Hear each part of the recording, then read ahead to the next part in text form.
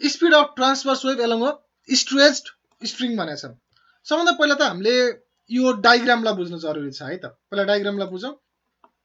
अब यसमा हामीले के गरेका छौँ, एउटा स्ट्रिङ लिएको छ हेर है त, यो स्ट्रिङ लिएको छ। अब यो स्ट्रिङलाई हामीले सर्टेन एनर्जी दियो भने अथवा यसलाई हामीले भाइब्रेट गरायो भने के हुने भयो त, यस्तो किसिमको ट्रान्सभर्स वेभ बन्ने भयो, भनेको पार्टिकलको डिस्टर्बेन्सहरू देखिने भयो। सो यसमा हामीले के गरेका छौँ भने एउटा स्मल पोर्सनलाई काटेका छौँ, एबी भनेको स्मल लेन्थ लिइरहेको छौँ, त्यसमा पनि पल्स लिइरहेको छ। यहाँनिर हेर यो पल्सलाई लिइरहेको छ। पल्सलाई यो सर्कलले गराउन खोज्या भने चाहिँ के हो त, म्याग्निफाई गरे मात्रै छ। यो माथिको डायग्राम बनाउनै पर्छ भन्ने छैन, त्यति जरुरी छैन। सो यो आफैमा एउटा ट्रान्सभर्स वेभको पल्सलाई चाहिँ अथवा स्ट्रिङ जुन ट्रान्सभर्स वेभ बनिरहेको छ त्यसको पल्सलाई चाहिँ म्याग्निफाई गरेर हामीले हेरिरहेको छौँ। सो सेकेन्ड डायग्रामले चाहिँ फर्स्ट डायग्रामकै पल्सलाई म्याग्निफाई गरेर हेरेको छौँ है त। सो सँगसँगै डायग्राम चाहिँ सँगसँगै बनाऊ, गजाङगुजुङ देखिए पनि सँगसँगै बनाउँदाखेरि चाहिँ सजिलो हुन्छ। मैले यसलाई रफली बनाउँछु, यतापट्टि अब यो माउसले बनाउँदाखेरि एकदमै रफ हुन्छ। यसमा जुन बाहिरको सर्कल छ यो हाफ सर्कल, यो त्यति बनाउनै पर्छ भन्ने जरुरी छैन, यो म्याग्निफाई गरेको छ भने मात्रै हो। यो नबनाए नि फरक पर्दैन, कतिपय बुकहरूमा यो नबनाएको पनि हुन्छ, यो सर्कल नबनाए पनि हुन्छ। मेन चाहिँ अब यहाँबाट सुरु गर्नु पर्यो, यो चाहिँ बनाउनै पर्ने हुन्छ। सो यो पल्स लिइरहेको छ है त। पल्समा हेर्ने हो भने हाफ पल्सको पनि तिम्रो के भयो त, एकदमै स्मल लेन्थ लियो। स्मल लेन्थ पोइन्ट ए र बीबाट चाहिँ हामीले स्मल लेन्थ लियौँ। त्यसको लेन्थ कति छ, स्मल लेन्थ भनेको डिएल छ, यतिको लेन्थ भनेको डिएल छ।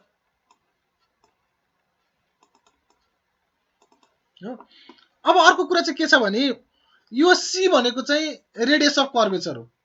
रेडियस अफ कर्वेचर भनेको के भयो त, यसलाई मैले यो सर्कलको कुरा आउँदैन, यो सर्कलको सेन्सबाट हामी जाँदैनौँ।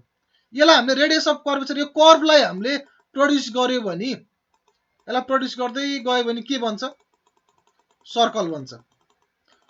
सर्कलको सेन्टर भनेको के हुने भयो त, यो सी भयो। अनि मैले रेडियस अफ कर्वेचर भने यो सेन्टर अफ कर्वेचर चाहिँ भयो है। जुन हामीले सर्कललाई प्रड्युस गरिसकेपछि सर्कलको सेन्टर बन्छ, अथवा कर्वलाई हामीले प्रड्युस गरिसकेपछि सेन्टर बन्छ, सरी कर्वलाई हामीले प्रड्युस गरिसकेपछि सर्कल बन्छ। त्यो सर्कलकै सेन्टर भनेको यदि कर्वबाट हेर्ने हो भने सेन्टर अफ कर्वेचर हो है। अथवा त्यही कर्वलाई प्रड्युस गरेर जुन सर्कल बनेको छ त्यो सर्कलको रेडियस भनेकै यदि कर्वबाट हेर्ने हो भने रेडियस अफ कर्वेचर हो है त। सो यो कुरा क्लियरै छ। अब यसमा चाहिँ तिमीले हेर्ने भने चाहिँ अब अर्को के गरेछ, यो चाहिँ एबीबाट हामीले सेन्टरबाट एउटा लाइन हामीले तान्छौँ, यो त अभियसली पनि रेडियसै बन्छ होइन। सो सेन्टरबाट हामीले एबी को सेन्टरबाट मिडल पोइन्टबाट भनौँ, मिडल पोइन्टबाट तिमीले एउटा लाइन तानिरहेको छौ भने तिम्रो के हुने भयो त, यो मिडल पोइन्टमा परिरहेको छ भने यो एङ्गल र यो एङ्गल त इक्वल हुने भयो, थीटा थीटा हुने भयो हो। अर्को यसमा चाहिँ फोर्सको कम्पोनेन्टहरू छ, जस्तो तिमीले स्ट्रिङलाई स्ट्रेच गराएर त्यसलाई भाइब्रेट गरायो भने के हुन्छ त, तिमीले गिटारकै तारलाई हेरेर तिमीले इमेजिन गर्न सक्छौ। भाइब्रेट गरायो भने त्यो तारले पल्स बनाउँछ, कतिवटा पल्स बनाउँछ त्यो डिपेन्ड्स है त, कतिवटा पल्स बनाउँछ त्यो डिपेन्ड्स भयो, एउटा पल्स बनाउँछ। तर यो तलतिर यो तार चाहिँ तिम्रो के भइरहेको छ, यसरी पल्स बनाइरहेको छ, यसरी वेभ बनाइरहेको छ हो। अब यो त के हुन्छ, यसको मिन पोजिसन भनेको यो स्ट्रेट पाथमा हुन्छ। सुरुमा टेन्सन प्रोभाइड गर्दाखेरि दुईतिर तन्क्याउँदाखेरि स्ट्रेट भएर बसिरहेको हुन्छ। सो यो तिमीले पल्स बनिसकेपछि मिन पोजिसनमा जान खोजिरहेको हुन्छ। एउटा हेर्ने हो भने त तिम्रो के हुने भयो त, यतातिर चाहिँ तिम्रो के लागिरहेको हुन्छ, टेन्सनको कम्पोनेन्ट लागिरहेको हुन्छ। सो यहाँनिर के छ, यहाँबाट हेऱ्यो भने चाहिँ तिम्रो टेन्सन दुईतिर तन्काइरहेको छ, तन्काउने फोर्स भनेको चाहिँ के भयो, टेन्सन भयो, दुईतिर तन्काइरहेको छ। सो टी चाहिँ के भइरहेको छ, दुईतिरबाटै हुने भयो, दुईतिर तन्काइरहेको भएर यो टी भयो हो। अब एउटा टेन्सनको कम्पोनेन्ट चाहिँ कतातिर हुने भयो, डाउनवार्ड हुने भयो।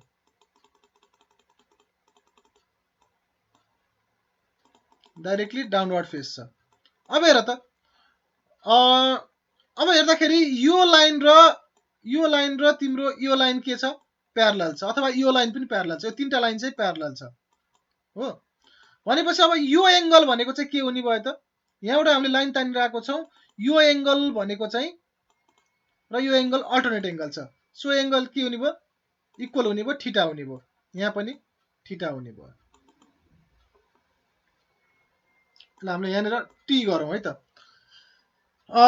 यहाँसम्म क्लियर छ अब यसपछि यहाँनिर हेर अब यो डायग्रामलाई मैले मेटिदिएँ अब सजिलो छ यहाँनिर एउटा कम्पोनेन्ट बनाइदियो यहाँनिर अर्को एउटा कम्पोनेन्ट बन्छ यो चाहिँ होरिजोन्टल कम्पोनेन्ट र भर्टिकल कम्पोनेन्ट छ यो टी कस थीटा छ यतापट्टिको कम्पोनेन्ट भनेको यो कम्पोनेन्ट कसरी आउँछ अहिले एकचोटि हेर्छौँ यो चाहिँ अब डायग्राम बनाउन सकिन्छ अब मैले यो धेरै रफ भयो यसलाई इरेज गरेँ अब यतापट्टिको यही डायग्रामबाट हेरौँ यही डायग्रामबाट हेर्दाखेरि अब यो थीटा यहाँसम्म हामी पुगेका थियौँ यो थीटासम्म पुगेका थियौँ अब यो थीटा कसरी भयो त यो थीटा कसरी भयो भने तिमीले यहाँनिर हेर यो र यो एंगल र यो 90 छ हेर त यो 90 छ र अर्को चाहिँ यो एंगल 90 छ हेर त यो 90 छ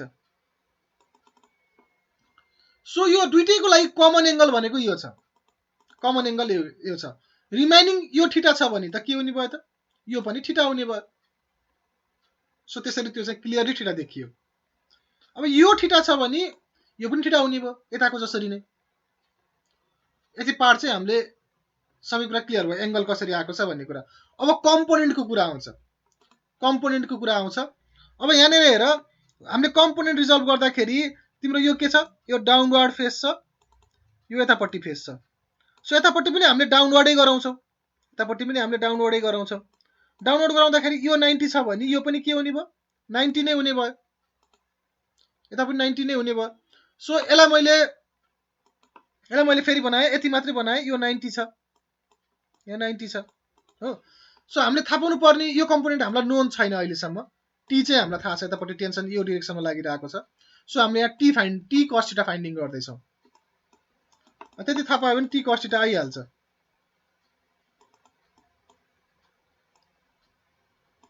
यो 90 छ यो थीटा छ यो टी छ हो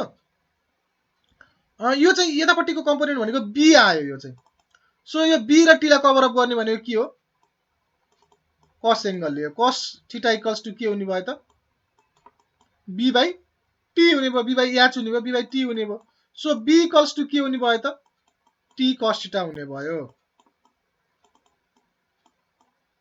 सो त्यो कम्पोनेन्ट पनि आयो यो कम्पोनेन्ट आयो यतापट्टि टी कस थीटा आएको छ भने यतातिर पनि के आउने भयो टी कस थीटा नै आउने भयो हो अब हामीले के हेर्छौं भने अब फेरि पनि हेर्नुपर्ने के छ अब यहाँनिर यो टी साइन थीटाको लागि हेर्छौं हामीले यसलाई हामीले गर्दाखेरि प्रोड्युस गर्दाखेरि के हुन्छ यो 90 हुन्छ यसरी गर्छौं हैन सो यो पनि के हुने भयो यो 90 हुने भयो यो 90 हुने भयो भने यो के हुने भयो थीटा हुने भयो हो अब यसलाई मैले फेरि छुट्टै डायग्राम बनाएर हेरे यतापट्टिको कम्पोनेन्ट टी छ डाउनवर्ड चाहिँ निकाल्नु पर्ने छ सो यतापट्टि के छ 90 छ यहाँनिर हेर है यो थीटा छ भने यो पनि थीटा हुन्छ यहाँ अल्टरनेट एंगलै बनिरहेको छ हेर त रफ एकदमै रफ भयो यो अल्टरनेट एंगल बन्छ यो थीटा छ भने यो पनि थीटा हुन्छ सो यहाँनिर के हुने भयो त यो थीटा नै हुने भयो यो चाहिँ यो कम्पोनेन्ट भनेको पी छ हेर त पी छ यतापट्टिको के छ यो याद छ सो पी र टी लाई दिने भनेको के हो साइन एंगलले हो साइन थीटा इक्वल्स टु के हुने भयो त पी बाई टी हुने भयो सो पी इक्वल्स टु के हुने भयो त टी साइन थीटा हुने भयो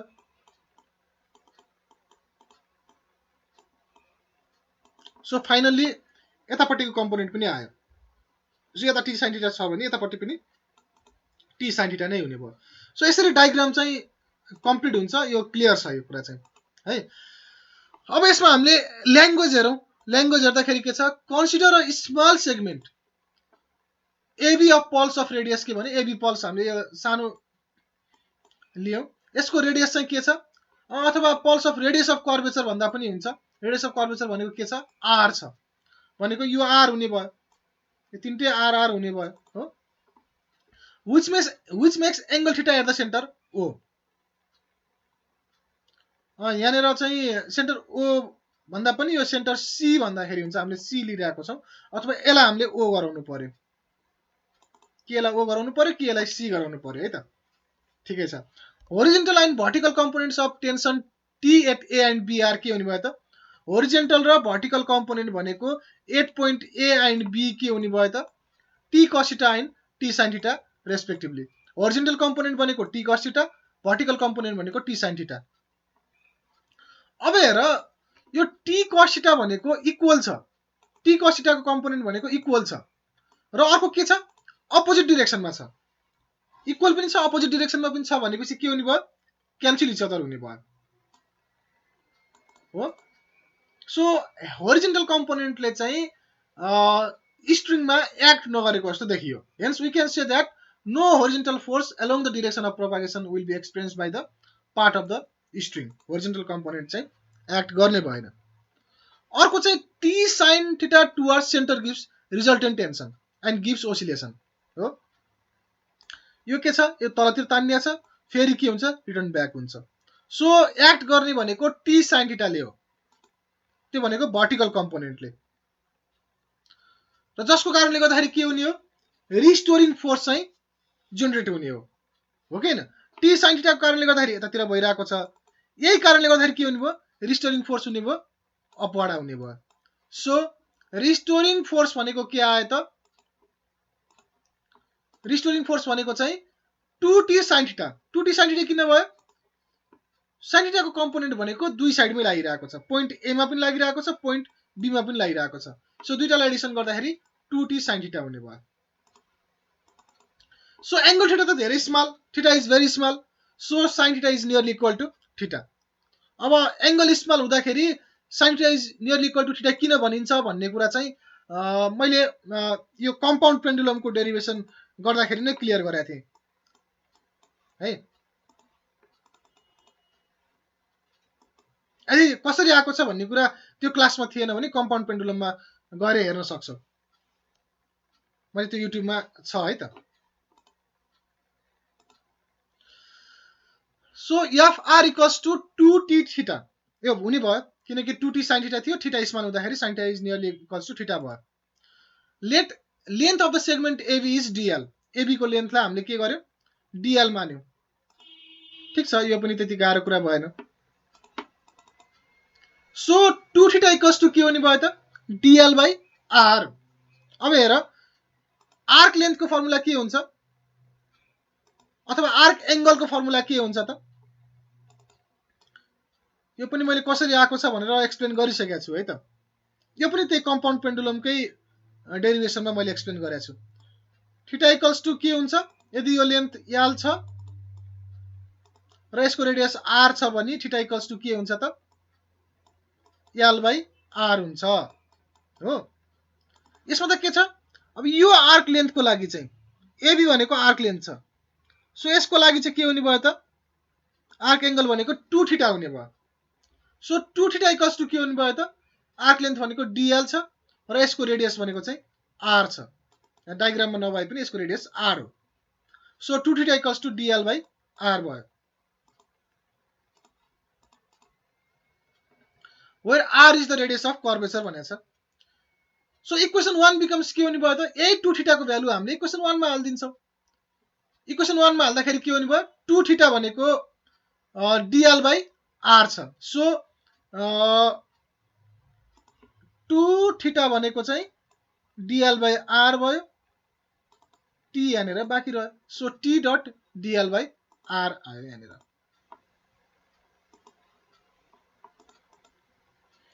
Since the string element experienced inward centripetal force, it is moving upward and downward, which is equal to restoring force भन्यो। सो यसमा तिम्रो के छ, अब इनवर्ड मोसन पनि यसले इनवर्ड फोर्स पनि एक्सपिरियन्स गरिरहेको छ हो। यसरी तिम्रो सर्कुलर जस्तो छ नि त हैन, यसलाई हेर्यो भने चाहिँ। सो यसमा के हुने भयो, सेन्ट्रिपिटल फोर्स पनि हुने भयो। अब हामीले यदि लेन्थ तिम्रो डिएल स्मल लेन्थ लिइरहेको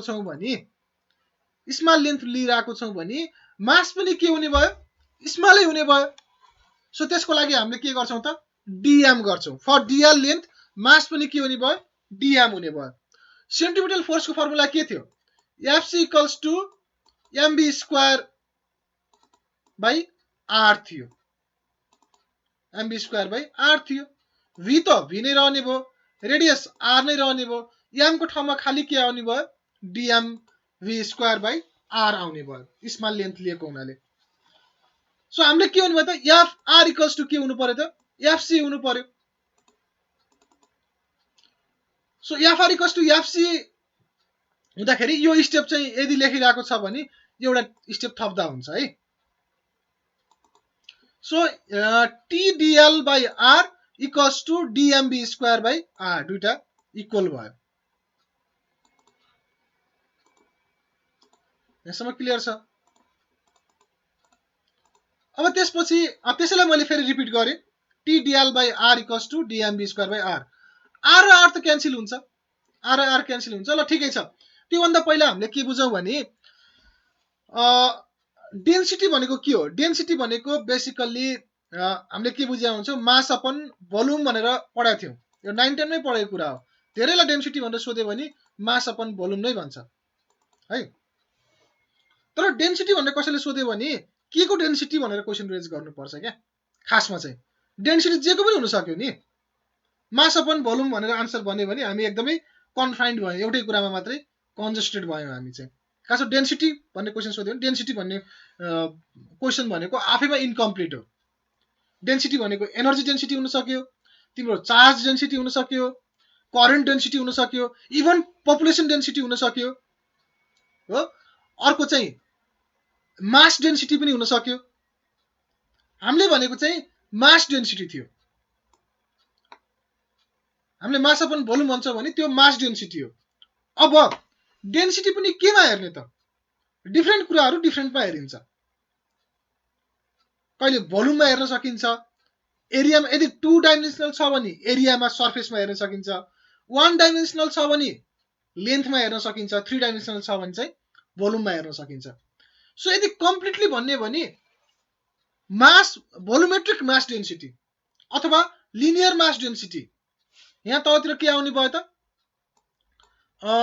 लेन्थ अथवा सरफेसलाई हामी एरिया भन्छौं अथवा भोल्युम मास अपन एल भन्यो भने चाहिँ linear mass density mass upon area भन्यो भने चाहिँ surface mass density M upon B भन्यो भने चाहिँ भोल्युमेट्रिक मास डेन्सिटी अर्को चाहिँ के हुन सक्यो ई अपन जे पनि हुन सक्यो जियोस डिनोमिनेटरमा के आउँछ त जहिले पनि लेन्थ एरिया अथवा भोल्युम नै आउँछ जहिले पनि माथिपट्टि जे पनि आउन सक्छ एनर्जी पनि आउन सक्छ पपुलेसन पनि आउन सक्छ चार्ज आउन सक्छ करेन्ट आउन सक्छ मास आउन सक्छ धेरै टर्म्सहरु आउन सक्छ तलपट्टि जेसुकै आए पनि तलपट्टि चाहिँ एल ए अथवा भी आउँछ हो अब लिनियर एनर्जी डेन्सिटी भन्यो भने चाहिँ E upon L surface energy density भन्यो भने चाहिँ ई अपन ए भोल्युमेट्रिक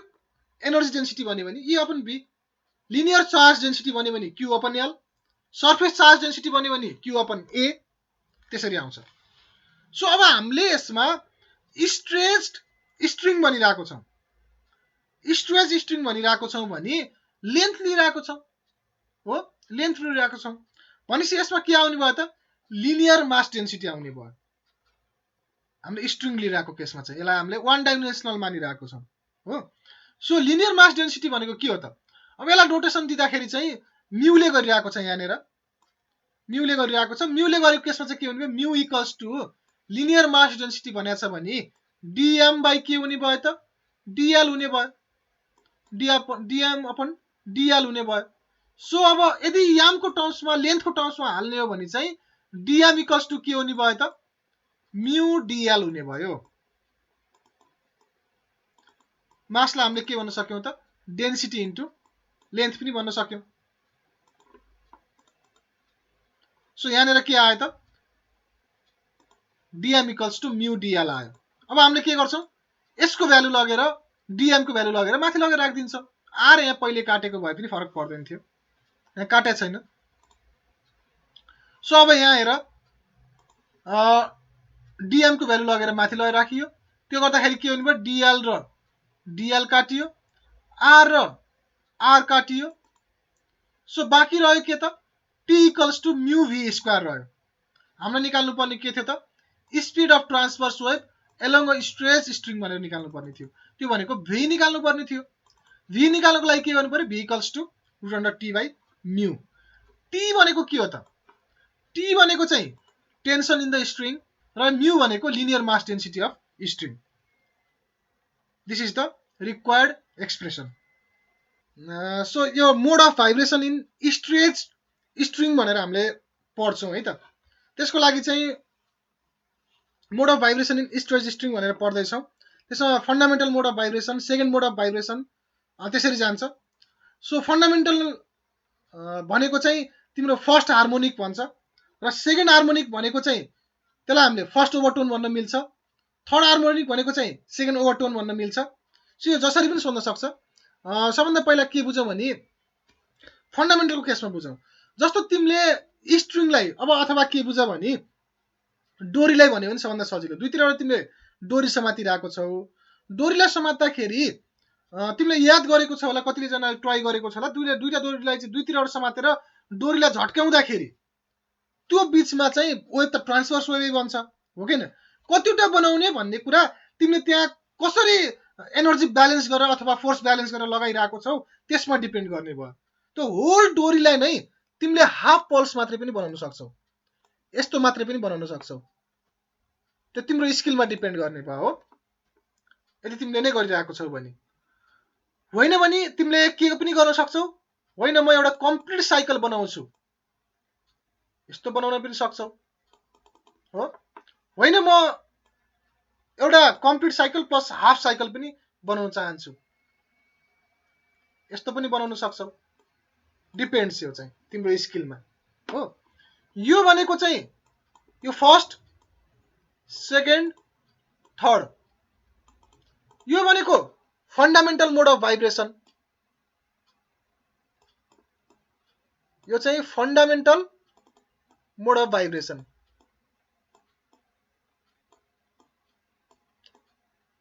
फन्डामेन्टल और यसलाई हामीले के पनि भन्न सक्छौँ, फर्स्ट मोड अफ भाइब्रेसन।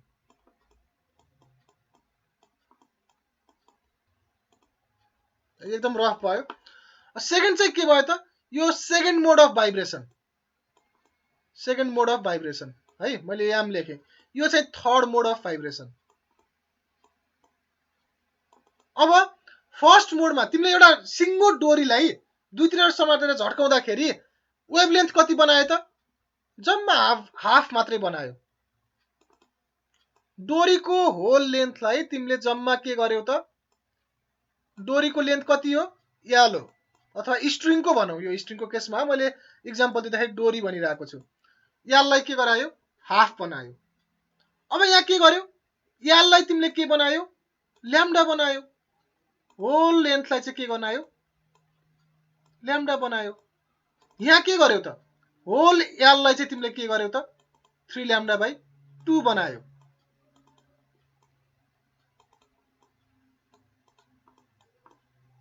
हो।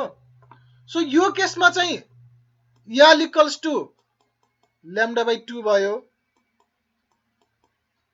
त्यो भनेको के हो त, ल्याम्डा इक्वल्स टु के भयो त, 2 याल बन्यो यहाँनिर हो। हामीलाई के थाहा छ भने F equals to V equals to F lambda थाहा छ है, V equals to F lambda थाहा छ। सो एफ भनेको के हुन्छ, भी बाइ ल्याम्डा हुन्छ। सो फन्डामेन्टल फ्रिक्वेन्सी चाहिँ के आउने भयो त, अथवा फर्स्ट मोड अफ फ्रिक्वेन्सी के आउने भयो त, F1 भनेको चाहिँ के आउने भयो त, F1 भनेको भी बाइ ल्याम्डा हो नि, भी अपन ल्याम्डाको ठाउँमा तिमीले के बनाउने भयो, 2l आउने भयो। फर्स्ट मोड अफ भाइब्रेसनमा फ्रिक्वेन्सी कति आउने भयो त, भी अपन 2l, अथवा फन्डामेन्टल मोड अफ भाइब्रेसनमा फ्रिक्वेन्सी कति आउने भयो, अथवा फन्डामेन्टल फ्रिक्वेन्सी भने कति आउने भयो त, भी बाइ 2l। त्यसै गरी यहाँनिर के छ, L इक्वल्स टु ल्याम्डा छ। सो F2 इक्वल्स टु के हुने भयो त? F2 equals to V upon L हुने भयो। F भनेको V अपन ल्याम्डा हो, ल्याम्डाको ठाउँमा L आउने भयो हो। त्यसै गरी 3 lambda upon 2 equals to L छ। 3 lambda upon 2 equals to L छ। सो L इक्वल्स टु के हुने भयो त? सरी, ल्याम्डा इक्वल्स टु के हुने भयो त? Lambda equals to 2 upon 3L 2 upon 3L हुने भयो हैन, अथवा 2L अपन 3 हुने भयो। सो F3 इक्वल्स टु के भयो त? F3 इक्वल्स टु तिम्रो के आउने भयो त?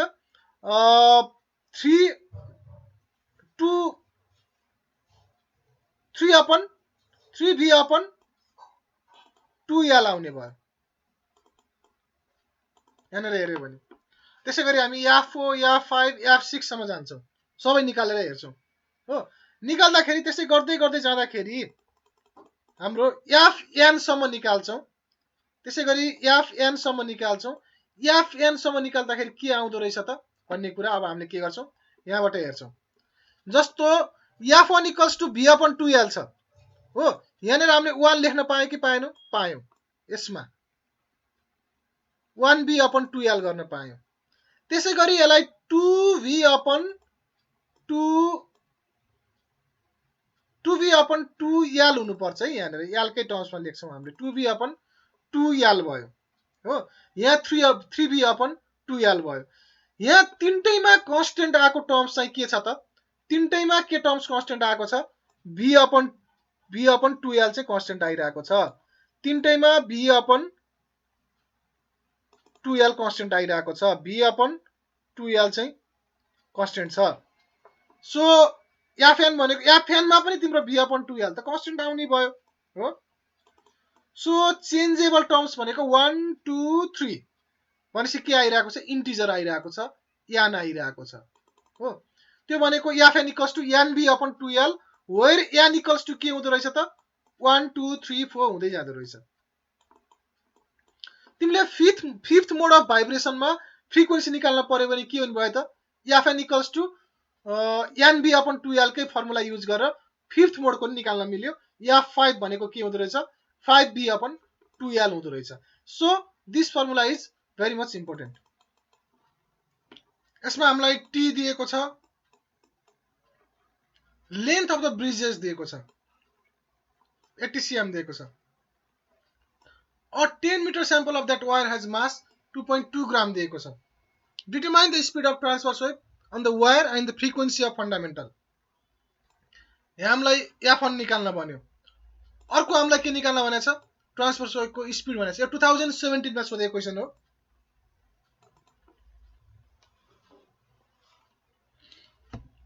अब यसमा हामीलाई के थाहा छ भने V इक्वल्स टु, पहिला त हामीले स्पिड अफ ट्रान्सभर्स वेभ निकाल्दै छौं। V equals to T upon mu निकाल्छौं हो। T भनेको T हामीलाई दिएकै छ, टेन्सन इन द स्ट्रिङ भनेर T दिएकै छ। त्यसको लागि गाह्रो कुरा भएन। अब म्यू निकाल्नु पर्यो। म्यू भनेको के हो त? m अपन L हो, मास अपन लेन्थ हो, लिनियर मास डेन्सिटी हो। लिनियर मास डेन्सिटीको लागि हामीले 10 मिटर स्याम्पलको मास 2.2 ग्राम दिएको छ भने त स्याम्पलकै मास राख्नु पर्यो। सो m भनेको चाहिँ 10 मिटरै हुने भयो, 80 cm हुँदैन। र लेन्थ भनेको 2.2 into 10 to the power -3 kg भयो। सो यसबाट हाम्रो म्यू आयो। म्यू आएपछि के आउने भयो त? V आउने भयो। V चाहिँ मिटर पर सेकेन्डमा आयो। यो क्लियर छ हो। यो निकालौं। र अर्को F फ्रिक्वेन्सी अफ फन्डामेन्टल भनेको छ। F भनेको चाहिँ FN भनेको हामीलाई के थाहा छ? NV/2L हो। अर्को F1 इक्वल्स टु NV/2L हो। NV भनेको चाहिँ फ्रिक्वेन्सी अफ फन्डामेन्टल भने हुनाले F1 निकाल्ने हो।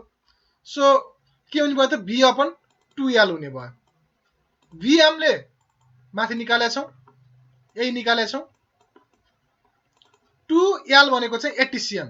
80 cm भनेको 0.8 मिटर भयो। 0.8 राख्छौं। र यसको जुन आन्सर आउँछ त्यही नै रिक्वायर्ड आन्सर हो। र युनिट चाहिँ के हुने भयो? हर्ज हुने भयो। र यो त ठिक छ। के राख्ने भन्ने कुरा कहाँनिर 80 cm र किन 10 मिटर राख्ने भन्ने कुरा चाहिँ आयो होला हैन। जस्तो अब माथि चाहिँ हामीले 10 मिटर राख्यौं तर चाहिँ हामीले के गर्यौं 80 cm राख्यौं। यो किन त भन्दाखेरि क्याल्कुलेसनको पार्ट त हामीलाई थाहा भयो। किन त भन्दाखेरि जस्तो 10 metre of sample of that wire has mass के भयो 2.2 ग्राम। जस्तो तिमीले के गर्यो भने 10 मिटरको तार ल्यायो, पहिला के भयो 10 मिटरको तार ल्यायो, त्यसको चाहिँ तिम्रो के थियो वेट भनेको 2.2 ग्राम थियो। 10 मिटरको वायरको मास भनेको 2.2 ग्राम थियो। तिमीले यसबाट तिमीले सितार वायर भनेको के हो त नर्मली त्यसको ब्रिजेस भनेको के भन्दाखेरि यो सितार वायर भयो, मैले बेसिकली सितार बनाए, एकदम बकवास सितार बनाए मैले, एकदम यस्तो पनि सितार हुन्छ भन्ने टाइपको सितार बनाए मैले।